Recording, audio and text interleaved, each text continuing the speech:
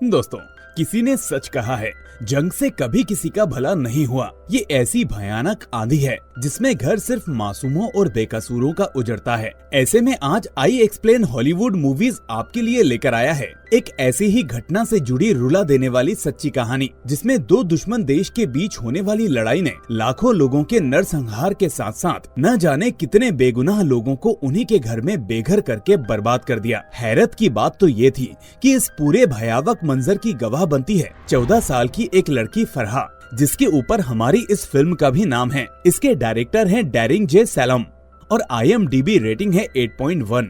दोस्तों, ये बात सन 1948 के दौरान की है, जहां फिलिस्तीन के एक छोटे से गांव में कई लड़कियां तालाब के किनारे गपशप कर रही थीं। उन सभी को अपनी शादी की बेतहाशा जल्दी थी, लेकिन उन्हीं में से एक थी किनारे पर बैठी 14 साल की फरहा, जो अपनी सहेलियों की बातों से दूर शांति से किताब पढ़ रही थी, क्योंकि उसको पढ़ना लिखना बेहद पसंद था और वो आगे चलकर अपने समाज के लिए कुछ करना चाहती थी। वो अपनी सहेलियों की तरह बिल्कुल भी नहीं थी और ना ही उसका ख्वाब शादी करके घर बसाने का था। वो तो पढ़ाई में बहुत ही होशियार थी और रोजाना मौलवी के यहाँ कुरान की शुरुआती तामील के लिए जाया करती थी। आज भी वो पढ़ाई करने के लिए मौलवी के यहाँ गई थी, लेकिन मौलवी साहब उन्हें ज्यादा कुछ नहीं पढ़ाते और सभी लड़कियों की जल्दी छुट्टी कर देते हैं, क्योंकि कल गांव में एक लड़की की शादी है जिसमें सबसे ज्यादा काम का भार लड़कियों पर ही पड़ता है। इसलिए वो सभी लड़कियों को तैयारियां करने के लिए छुट्टी दे देते हैं। लेकिन फरहा इतनी जल्दी घर जाना नहीं चाहती थी। वो आज का पाठ पूरा करके ही घर जाना चाहती थी। ऐसे में रोजाना की तरह वो आज फिर मौलवी जी से कहती है कि उन्हें ऐसा क्यों लगता है कि लड़कियां लड़कों के बराबर नहीं पढ़ सकती। आखिर क्यों गाँव में लड़कों के लिए पढ़ने के लिए स्कूल है, लेकिन लड़कियों के लिए गांव में एक अच्छा स्कूल क्यों नहीं है? उन्हें इतना कमजोर क्यों समझा जाता है? हमेशा की तरह आज भी मौलवी जी के पास इन सवालों के जवाब नहीं थे और अपनी बात पूरी करके फरहा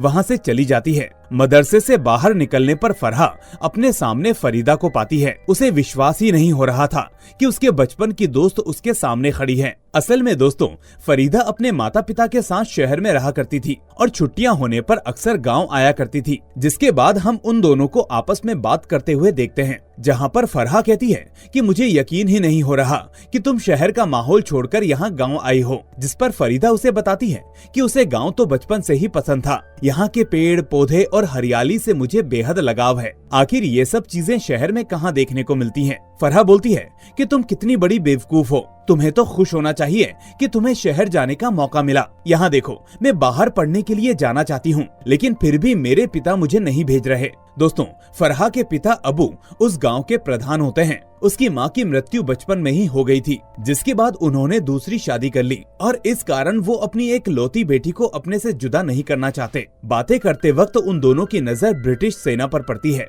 जो गांव छोड़कर भाग रही थी और उनके पीछे पीछे कुछ बच्चे आजादी का जश्न मना रहे थे। यानी कि अंग्रेजी हुकूमत ने फिलिस्तीन को उस दौर में आजाद कर दिया था और वो सभी अपना बोरिया बिस्तर लेकर वापस अपने मुल्क जा रहे थे।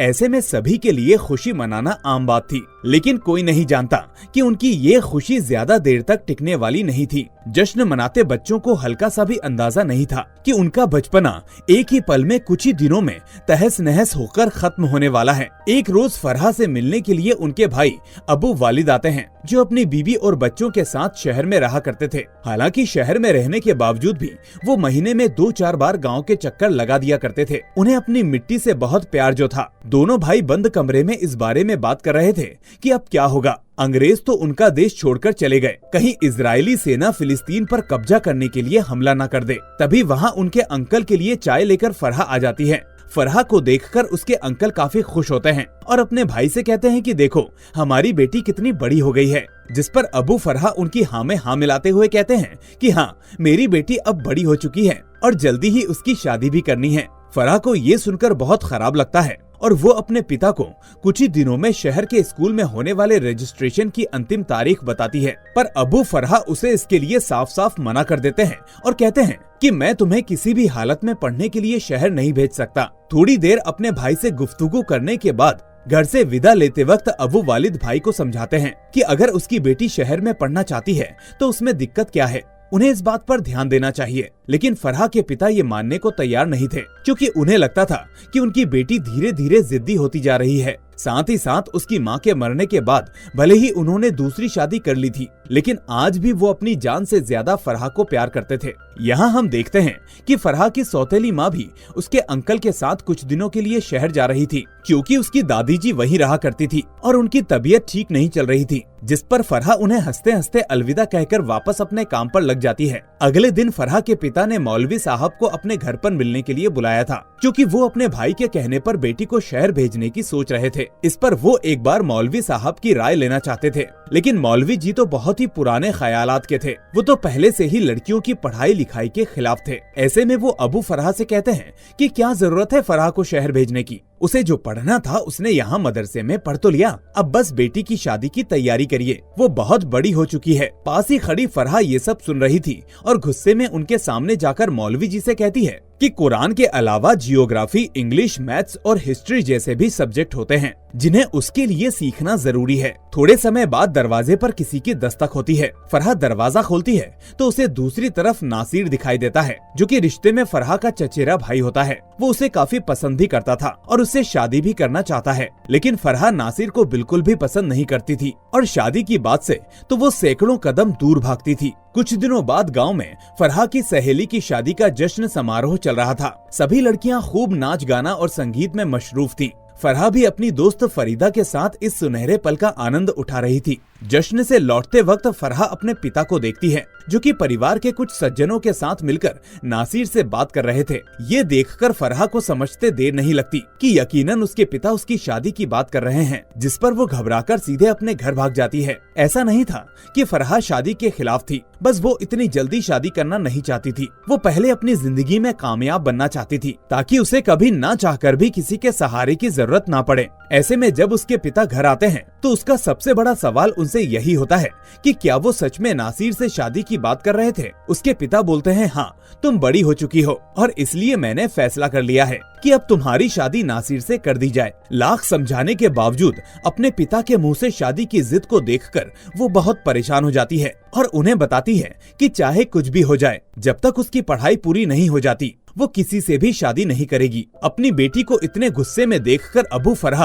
अपनी ऊपर की जेब टटोलते हैं और एक मुस्कुराहट के साथ बेटी को एक पर्चा देते हैं। दरअसल दोस्तों, ये कोई मामूली कागज का टुकड़ा नहीं था, बल्कि शहर के स्कूल का एडमिशन फॉर्म था, जिसे देखकर फरहा के कदम आसमान पर थे। उसकी खुशी का कोई ठिकाना नहीं था। वो अपने पिता को गले से लगाकर भागती हुई सीधे छत पर जाती है और खुशी के मारे जोर जोर से चिल्लाने लगती है कि उसके पिता दुनिया के सबसे अच्छे पिता हैं। वो आज बेहद खुश थी। तभी अचानक फरहा को अपने घर के दरवाजे पर कुछ बंदूकधारी लोग नजर आते हैं, जो फिलिस्तीन सुरक्षा कर्मी थे और वो उसके पिता से मिलने आए थे। वो सभी एक कमरे में बैठकर प्रधान जी को बताते हैं कि इजरायली सेना ने अंग्रेजों के साथ मिलकर फिलिस्तीन पर हमला बोल दिया है और कुछ गांव पर कब्जा भी कर लिया है, जिससे न जाने कितने लोग बेघर हो गए हैं। वो लोग अबू फरहा को सलाह देते हैं कि उन्हें जल्द से जल्द गांव के लोगों को आगाह करके गांव की सुरक्षा के लिए बंदोबस्त करना पड़ेगा। पर फरहा के पिता ऐसा करने के लिए हरगिज राजी नहीं थे। उन्हें ये जल्दबाजी लग रही थी। ऊपर से अबू फरहा को विश्वास था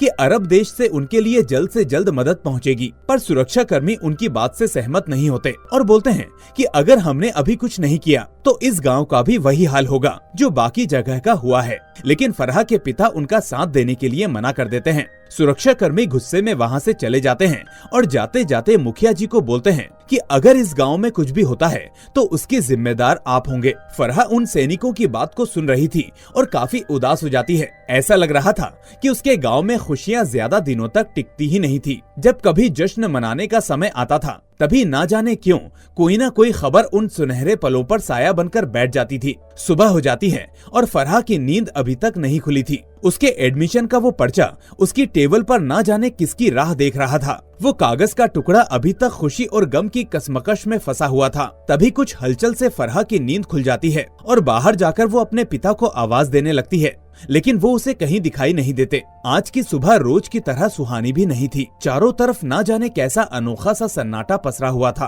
अचानक उसके पिता अनाज घर से एक बाल्टी लेकर बाहर निकलते हैं। वो थोड़े परेशान से नजर आ रहे थे, लेकिन एक बहादुर पिता की तरह अपनी बेटी के सामने खुद को कहीं से भी मुखिया जी कमजोर साबित करने के लिए तैयार नहीं थे और घर की दीवारों में मौजूद छेद को मिट्टी से भरने लगते हैं। साथ ही साथ फरहा से कहते हैं कि वो सो जाए, अभी सूरज निकलने में काफी समय है। फरहा को बिल्कुल भी समझ में नहीं आ रहा था कि आखिर उसके पिता इन दीवारों पर मिट्टी क्यों भर रहे थे, उन्हें आज इसकी जरूरत क्यों आन पड़ी। पर एक आदर्श बेटी की तरह वो बिना अपने पिता से कोई सवाल जवाब किए सोने के लिए वापस कमरे में चली जाती है। दोपहर में फरहा अपनी दोस्त फरीदा से मिलती है और उसे शहर में पढ़ने की खुशखबरी देती है। फरीदा को विश्वास ही नहीं हो रहा था कि उसके पिता उसे शहर भेजने के लिए मान गए, लेकिन इस खुशी के मौके पर फरहा का मुंह लटका हुआ था, क्योंकि उसने पूरी जिंदगी अपने पिताजी के साथ ही बिताई है। वो उनके बिना एक पल भी नहीं रह सकती थी। साथ ही उसे इस बात की भी फिक्र थी कि उसके बिना आखिर उसके पिता की देखभाल कौन करेगा।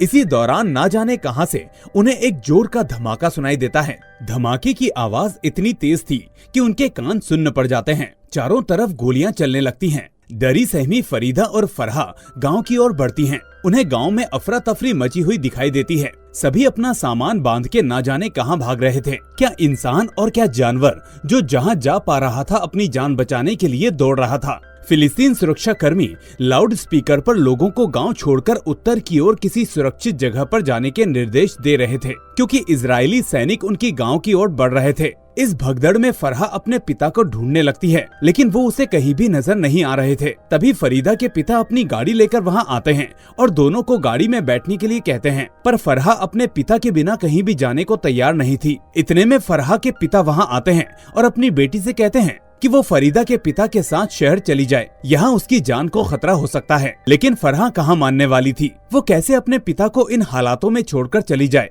उसका जमीर कहीं से भी इस बात की गवाही नहीं दे रहा था और वो चलती गाड़ी से उतरकर अपने पिता के गले से लग जाती है। पहले तो अब्बू फरहा काफी गुस्सा करते हैं, लेकिन अपनी बेटी के प्रति ऐसा प्यार देखकर उनका दिल तुरंत ही मोम की तरह पिघल जाता है और अपनी बेटी को वो घर वापस लेकर आते हैं। फरहा घर से अपने स्कूल के दाखिला का पर्चा उठा लेती है। उसके पिता अपने हाथों में बंदूक ले लेते हैं और दोनों बाहर की तरफ जाने लगते हैं। पर तभी अबू फरहा को एहसास होता है कि अगर वो अपनी बेटी को बाहर लेकर गए तो शायद गोलीबारी में उसकी जान जा सकती है। इसलिए उसे वापस घर के अंदर लेकर आते हैं और अपना खंजर सौंपकर समझाते हैं कि किसी भी हालात में वो इस अनाज घर से बाहर ना निकले। ये कमरा पूरी तरह से अंधेरे से भरा हुआ था। बस एक छोटे से छेद से एक रोशनी आ रही थी। कमरा इतना सुनसान और खाली था कि बेचारी फरहा बेहद डर जाती है। वो कभी भी इन हालातों में नहीं रही थी। साथ ही साथ उसे इस बात की भी चिंता लगी थी कि उसके पिता वापस आएंगे भी या नहीं। एक तो अपने पिता का इंतजार और दूसरी तरफ बाहर से आ रही गोलीबारी की आवाजें,